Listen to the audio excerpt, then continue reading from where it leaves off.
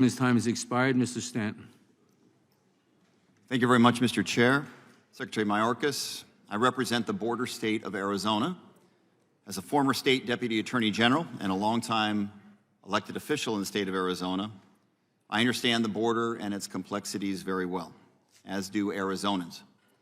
We know that being a border state is helpful to our economy. We understand that immigrants make us stronger, which is why most Arizonans support modernizing our nation's immigration system, including a pathway to citizenship.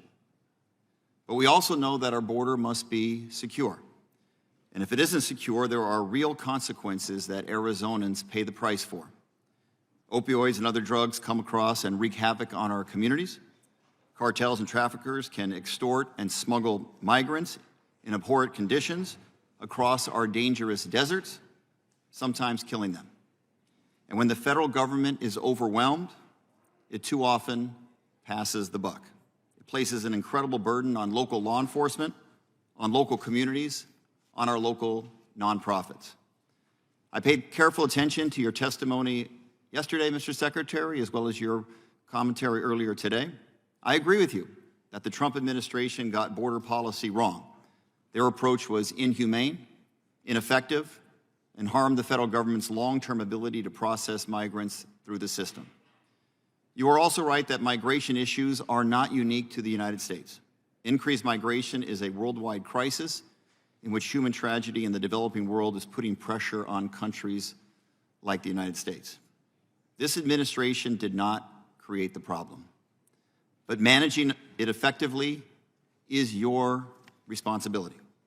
And what was outlined in the memo you released on Tuesday, just a couple days before today's hearing, is not at all sufficient to handle what will come our way once Title 42 restrictions are lifted.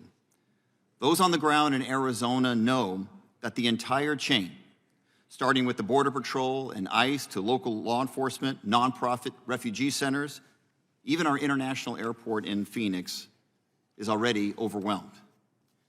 Just yesterday, I met with a local Arizona mayor who has been seeking assistance from DHS for months so that his community can be prepared to deliver necessary services.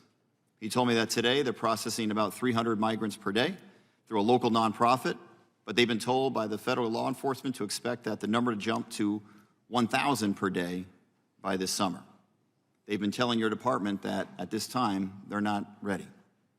And when migrants can't get help at a nonprofit, where will they go, Mr. Secretary?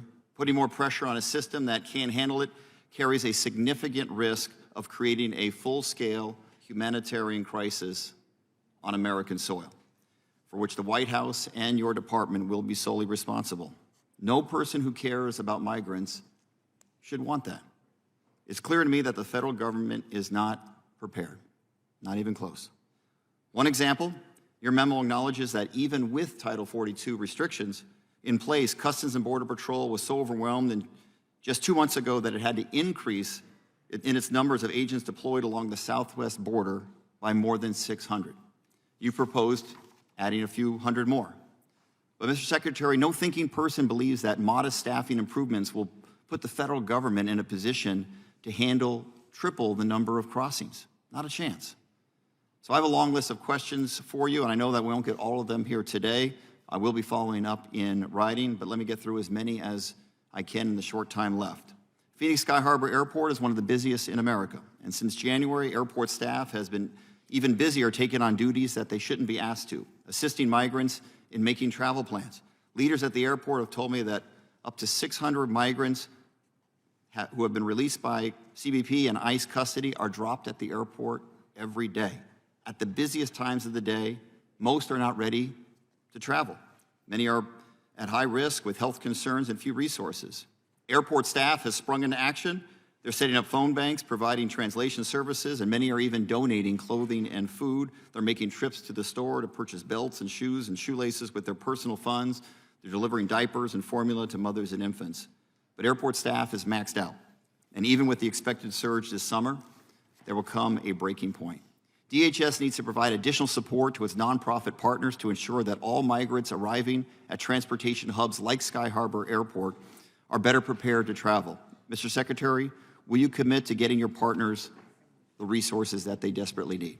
Congressman, one of the 6 pillars of our plan is to bolster the capacity of nonprofit organizations and to coordinate with city, with local and state officials. So that is directly responsive.